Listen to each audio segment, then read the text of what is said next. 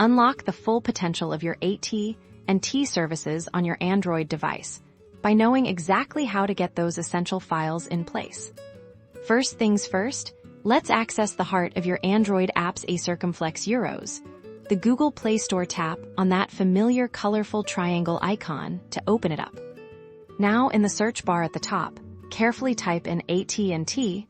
You'll see a variety of official AT&T applications pop up for managing your account and services. Look for the main AT&T app, often simply labeled myAT&T. Once you've found the app you need, like the myAT&T app for account management, tap on it to open its dedicated page. Then, simply tap the Install button to begin the download and setup process. Your device will then automatically download and install the application. Once it's finished, you'll see an Open button. Tap that to launch your newly installed AT&T app.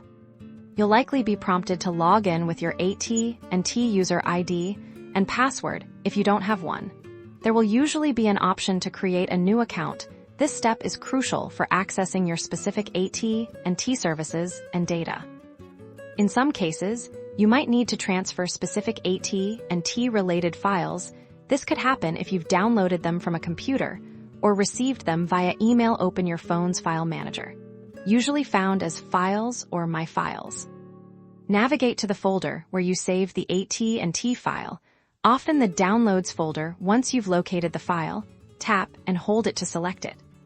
You'll then see options to move or copy the file. Choose your desired action, and then select the appropriate folder on your Android device where the file needs to be placed for it to be recognized by the relevant AT&T service or app.